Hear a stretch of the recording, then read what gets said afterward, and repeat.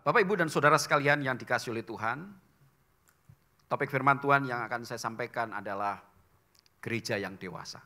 Ketika kita mempelajari sejarah gereja, Bapak Ibu, yang tanggal 9 Mei masuk di dalam ibadah kenaikan Tuhan, ya, di situ adalah cikal bakal gereja dilahirkan, yaitu pada hari Pentakosta. Kurang lebih pada tahun 34 Anno Domini menurut para sejarawan gereja, disitulah gereja lahir di loteng Yerusalem. Kemudian gereja mengalami dinamika, mengalami perkembangan yang luar biasa, sampai pada akhirnya gereja mengalami tekanan dari kelompok-kelompok Yahudi, Yudaisme, dan gereja kemudian terlempar keluar. Dan aniaya itu terus berlanjut, dan puncaknya pada tahun 100 Masehi sampai abad yang ketiga. Aniaya itu berhenti ketika Konstantin Agung naik tahta, saudara sekalian. Pada tahun 313, di situ dikeluarkan Traktat Milan atau Edik Milan. Gereja tidak lagi sebagai religiositas, yaitu aliran liar, agama liar, warga liar di Kekaisaran Romawi. Saat itu gereja menjadi anak emas Kekaisaran Romawi. Pergumulan gereja berhenti. Gereja menjadi anak emas. Ketidaknyamanan gereja selesai. Gereja masuk zona paling nyaman karena di-cover oleh kebutuhan kekaisaran. Justru setelah abad 3 itu, saudara sekalian, gereja mengalami kejatuhan sampai abad 15, di mana Tuhan memakai Martin Luther. Pada abad 15, tepatnya pada tahun 1517, sebagai hari reformasi, di situ gereja mengalami transformasi. Dan itu terus berkembang sampai hari ini. Dan semua pelajaran sejarah ini akan kita lihat di dalam cermin peristiwa di Kisah Rasul pasal 15. Mari kita akan bersama-sama membaca Kisah Rasul pasal 15, Bapak Ibu, mulai ayat 35. Paulus dan Barnabas tinggal beberapa lama di Antiokhia. Mereka bersama-sama dengan banyak orang lain mengajar dan memberitakan firman Tuhan. Tetapi beberapa waktu kemudian berkatalah Paulus kepada Barnabas, "Baiklah kita kembali kepada saudara-saudara kita di setiap kota, di mana kita telah memberitakan firman Tuhan untuk melihat bagaimana keadaan mereka." Barnabas ingin membawa juga Yohanes yang disebut Markus. Tetapi Paulus dengan tegas berkata, bahwa tidak baik membawa serta orang yang telah meninggalkan mereka di Pamfilia dan tidak mau turut bekerja bersama-sama dengan mereka.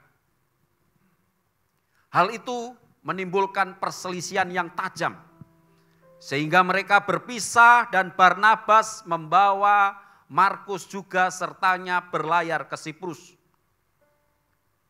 Tetapi Paulus memilih Silas. Dan sesudah diserahkan oleh saudara-saudara itu kepada kasih karunia Tuhan, berangkatlah ia mengelilingi Syria dan Kilikia sambil meneguhkan jemaat-jemaat di situ. Oke, next. Saudara sekalian, tantangan ketika gereja di Yerusalem dan tantangan ketika gereja di Antiokhia. Itu kemarin kita akan pelajari dan itu akan menjadi sebuah pelajaran internal kita dalam saudara bergereja. Dalam saudara berjemaat. Ya. Kalau menurut kamus, gereja adalah tempat ibadah umat Kristiani. Berarti itu menyangkut fisik. Tetapi gereja adalah orang-orang yang telah dipanggil keluar dari kehidupan berdosa untuk kepada kebenaran di dalam Yesus Kristus. Maka masing-masing saya dan saudara yang telah menerima nama Yesus Kristus, masing-masing dari kita yang telah mempercayai Kristus, kita adalah gereja. Ketika bangunan fisik tidak ada, saudara tetap adalah gereja. Maka ada filosofi di dalam misi, di dalam sejarah gereja. Ketika gereja ditendang, gereja semakin berkembang. Ketika gereja dibabat, gereja semakin merambat.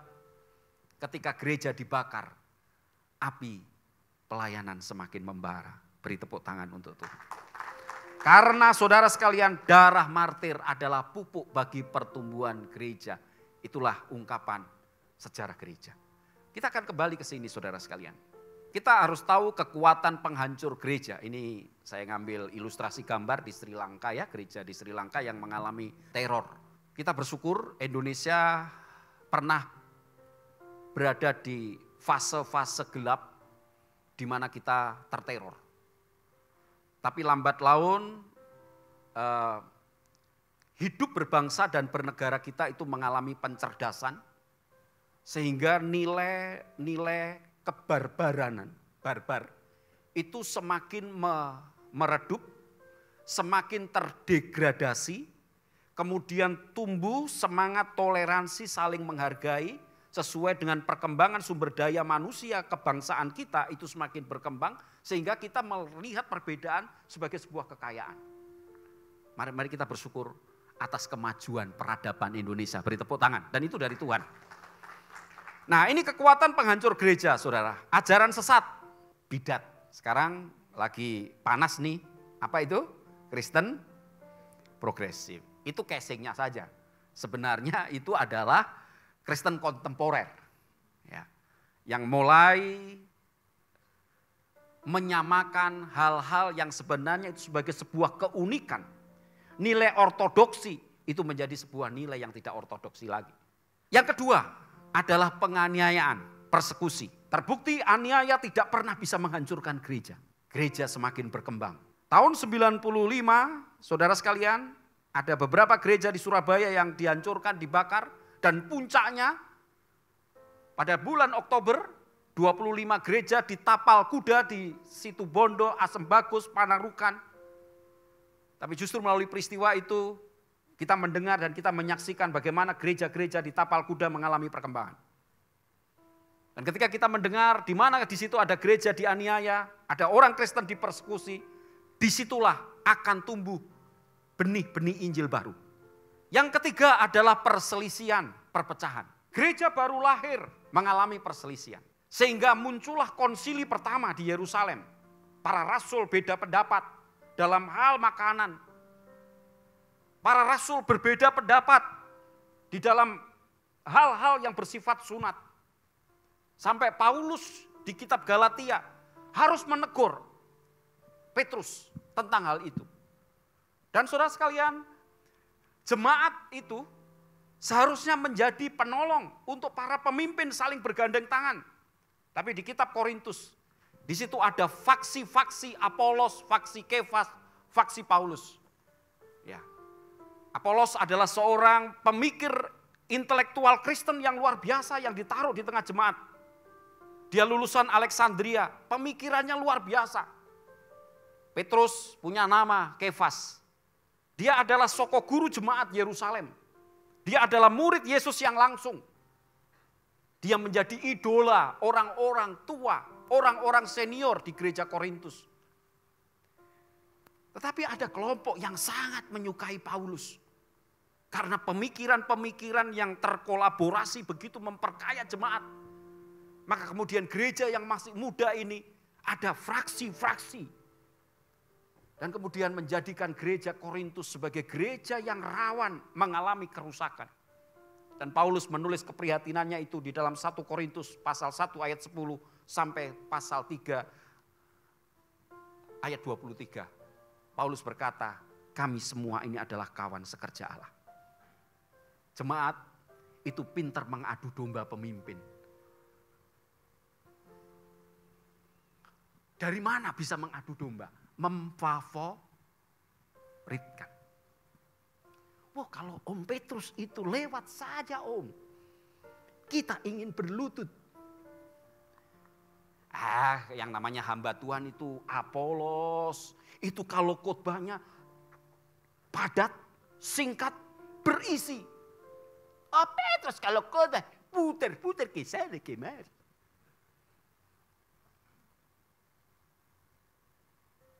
Paulus lah, luar biasa Paulus ini. Kalau khotbah isinya sangat teologis, biblikanya hidup, kesusastraannya juga luar biasa. Maka timbullah kelompok-kelompok di gereja itu. Perselisihan dan perpecahan sampai hari ini menjadi momok bagi gereja. Untuk gereja yang belum dewasa. Mari kita lihat ciri-ciri gereja yang sudah dewasa. Gereja harus siap memandang pemimpinnya adalah manusia biasa. Berikutnya.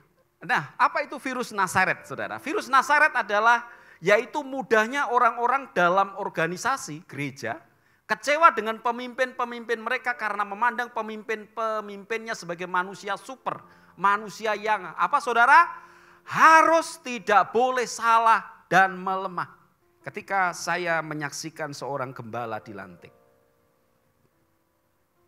Kalau jemaatnya 300, berarti ada 300 tuntutan bahwa Bapak Gembala tidak akan dan harus tidak akan boleh lemah dan salah. Tetapi saudara sekalian, itu ditutup dengan penutup dalam kitab Yakobus. Elia adalah manusia biasa.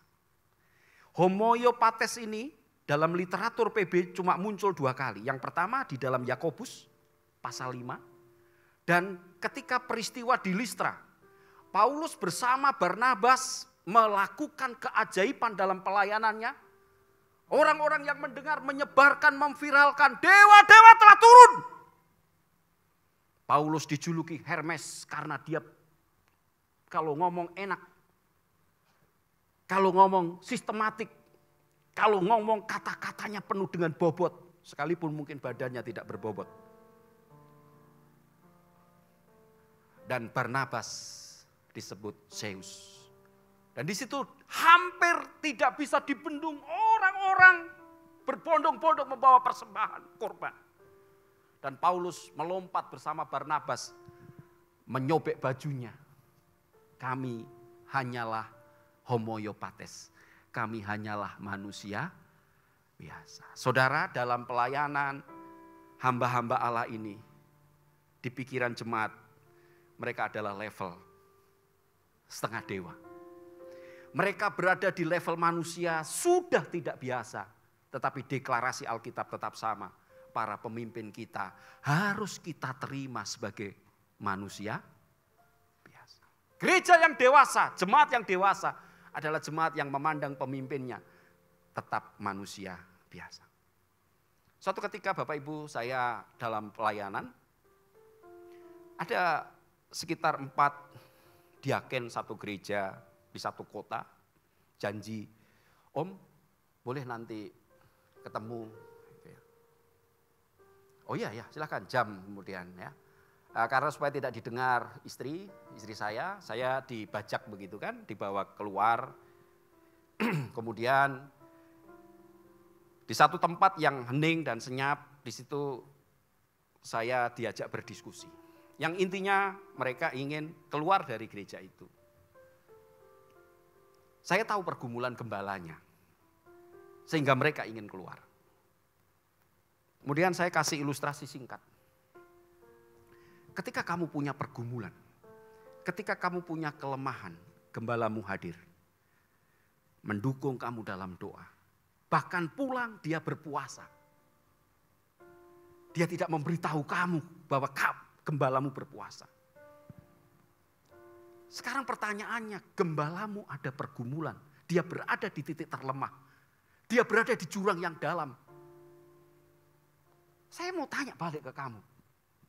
Siapa yang akan menjadi sahabat bagi dia? Dia manusia biasa. Sekarang kamu ketemu gembalamu. Kamu katakan, Om, hari ini kami bersama dengan Om. Saudara, itu gereja yang dewasa. Jemaat yang dewasa ketika melihat kelemahan pemimpinnya.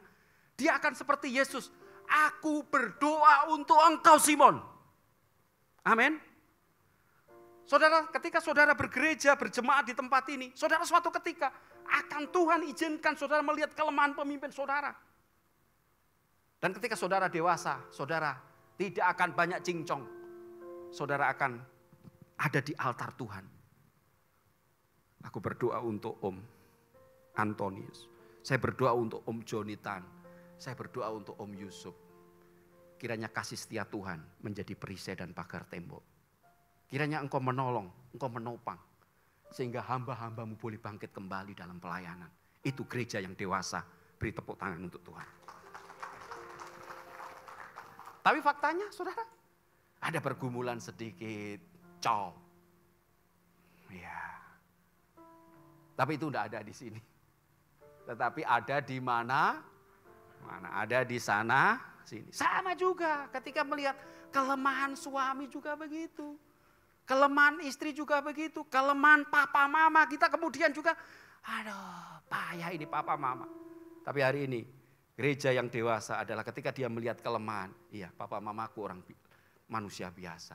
Aku akan menopangnya dalam doa. Aku tidak akan menceritakan itu kepada orang lain. Oke, next. Ya, kita keluar dari fotonya Pak Anton dan Pak Jonathan. Nah ini. Oke, lanjut. Paulus dan Barnabas tinggal beberapa lama di Antiokhia. Mereka bersama-sama dengan banyak orang lain mengajar dan memberitakan firman Tuhan. Berikutnya. Tetapi beberapa waktu kemudian berkatalah Paulus kepada Barnabas, baiklah kita kembali kepada saudara-saudara kita di setiap kota, di mana kita telah memberitakan firman Tuhan untuk melihat bagaimana keadaan mereka. Memberitakan firman Tuhan, memberitakan firman Tuhan. Diulang 2 kali frasa ini. Saudara, tugas utama hamba Allah adalah memberitakan firman, bukan memberitakan keburukan kelompok lain. Bukan memberitakan kebusukan, tapi beritakanlah firman. Maka ketika gereja di Kisah Rasul mulai pikiran para rasul terpecah, maka kemudian mereka mengusulkan untuk adanya diakonos, pelayan pendamping atau disebut pelayan meja. Maka muncullah salah satu nama yang namanya adalah Stefanus, Prokorus dan sebagainya. Orang-orang yang penuh roh. Di situ dijadikan mitra, bukan penuh uang, tapi penuh roh. Seringkali kan begitu kan, para diaken itu gereja langsung tergoda pemimpin gereja. Waduh mantap, dari kendaraannya cocok ini untuk diaken gitu. Ya, enggak taunya dia paling kikir di gereja. Nah, ya. Tugas utama hamba Allah adalah memberitakan firman Tuhan. Mari kita dukung hamba-hamba Allah di sini yang namanya pemimpin-pemimpin gereja. Mari kita dukung untuk memaksimalkan tugas memberitakan firman. Saya punya rekan di gereja Protestan, ya, Protestan, saudara sekalian. Minta maaf ya. Di situ saya terkejut ketika di situ ada tunjangan buku, ada tunjangan pendidikan kelanjutan, bisa dipakai untuk mengambil pasca sarjana. Bisa 1 tahun sekali dipakai, diambil untuk beli buku. Untuk pengembangan dirinya sebagai tugas utama memberitakan firman. Kalau hamba Allah tidak mengerti tugas utama memberitakan firman, hari demi hari dia pakai untuk main catur. Dia lebih mengerti sepak bola daripada hermeneutika, daripada biblika. Biasanya pendeta-pendeta itu penggemar 2 olahraga, Bapak Ibu. 3 olahraga. Yang pertama adalah tinju. Ya, senior saya itu paling suka tinju, sampai ibadahnya dipersingkat gara-gara Mike Tyson dan Josh Foreman waktu itu. Kemudian sepak bola. Dan beberapa gereja juga luar biasa sampai mengantuk ibadah pagi. Gara-gara apa? Nonton semifinal Indonesia. Tidak salah saudara sekalian ya. Untung di Mawar Saron ada ibadah yang kedua. Ada ibadah sore ya. Haleluya. Amin. Amin. Karena sudah terlalu capek nonton bola ya. Tugas utama hamba Allah adalah memberitakan firman. Saya penggemar sepak bola. Apalagi kalau timnas main. Luar biasa, saudara. Ya, kopi itu langsung 3 drum di situ ya. Tapi biasanya walaupun ngantuk itu kopi nggak berpengaruh. Termasuk serbuknya ditaburkan juga membuat mata kita sama. Ya. Tugas utama hamba Allah adalah memberitakan firman. Mari kita berdoa untuk hamba-hamba Tuhan di tempat ini, pemimpin-pemimpin. Tugas utama adalah memberitakan firman. Kalau mulai mungkin dia lebih ke arah menjadi YouTuber. Kita tegur, Om. Tugas utama Om memberitakan firman. Boleh Om jadi YouTuber tetapi firman. Di situ Injil diberitakan. Ya. Hal itu menimbulkan perselisihan yang tajam sehingga mereka berpisah dan Barnabas membawa Markus juga sertanya berlayar ke Siprus. Bapak Ibu, kita gereja yang dewasa adalah gereja yang menyiapkan dirinya saat hadirnya ketidaknyamanan atau konflik internal. Tadi di mana tadi? Di gereja mana? Antioquia. Yang juaji siapa? Paulus dan Barnabas. Hanya gara-gara apa? Barnabas mengusulkan, ayo kita bawa ini anak rohani kita yang bernama Markus. Yohanes Markus ini kemudian menjadi penulis Injil Markus. Paulus ketika mendengar Yohanes Markus, nama Markus, Paulus muntap. Tensinya naik dia, walaupun dia tidak penggemar ikan asin. Gak setuju saya. Orang ini. Jelas Barnabas membela anak rohaninya. Dan itu kata Yunani tentang perselisihan tajam menurut akar katanya. Di dalam kemarahan 2 orang ini, di situ disertai kata-kata tidak pantas dan kata-kata tidak sopan. Saudara tahu kalau orang Surabaya lagi marah, apa yang keluar kosakatanya? Enggak usah disebut. Itulah kira-kira Paulus dan sekalipun statusnya apa Bapak Ibu? Hamba Allah. Maka kehamba Tuhanan kita itu kapan terjadi? Yaitu ketika kita berbeda pendapat di dalam rapat. Itu akan muncul di situ. Ya, mimbar Mika, kaca meja dalam rapat itu retak. Gara-gara apa? Masing-masing menunjukkan egonya. Kepada Bapak Ibu jemaat, ketika saudara dewasa sebagai jemaat adalah ketika ada konflik internal di tempat ini. Tapi saya berdoa tidak ada itu. Tapi suatu ketika itu biasanya gereja pasti akan muncul. Di situ saudara akan melatih menyamankan diri saudara. Saudara akan mendukung gereja Antioquia ketika hadirnya ketidaknyamanan ini. Mari kita lihat saudara respon mereka. Mari kita waspada dengan roh pemecah dalam gereja Tuhan. Apa itu roh pemecah? Roh pemecah bekerja di dalam gereja ketika ada keputusan diambil oleh pemimpin dan umumnya karena tidak siap menerima. Kapan itu? Salah satunya adalah ketika ada pendisiplinan. Atau siasat gereja dilaksanakan terhadap pemimpin atau terhadap pelayan Tuhan atau terhadap orang-orang yang melayani. Karena tidak hidup di dalam sesuai dengan tata gereja, ADART gereja, dikeluarkanlah surat walaupun sebelumnya sudah dipanggil 4 mata. Kamu sebagai pelayan Tuhan, kami mendengar gini-gini, tapi tidak dijalankan. Maka dikeluarkanlah surat siasat itu. Saat itulah saudara tidak terima dia. Mana kasih, mana kasih, mana kasih. Dan dia kemudian meleter kemana-mana. Dan kemudian orang-orang yang mendengar ini protes ke gembala, ke pemimpin. Om kenapa tuh Om? Dia luar biasa loh Om. Kalau Om terus begini, keluar dia. Kita kehilangan aset. Itulah saudara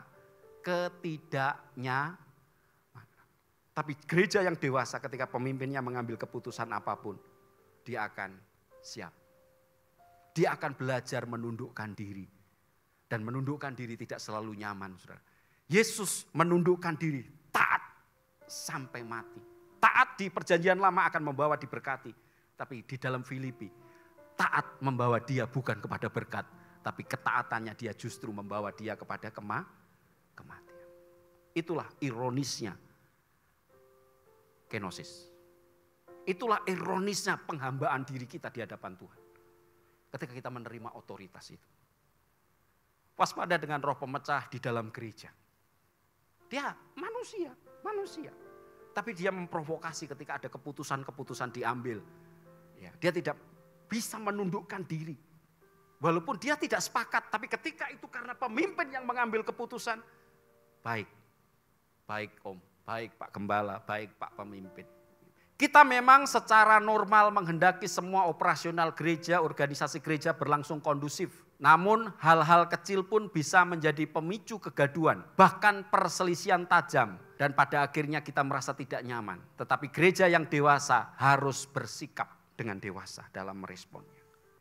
Tetapi Paulus memilih Silas dan sesudah diserahkan oleh saudara-saudara ini jemaat. Saudara-saudara ini jemaat. Di mana Paulus dan Barnabas dilihat oleh mereka cekcok, juaji keras. Tapi mari kita lihat sikap mereka. Mereka bukan mereka bukan keluar. Tapi mereka apa saudara?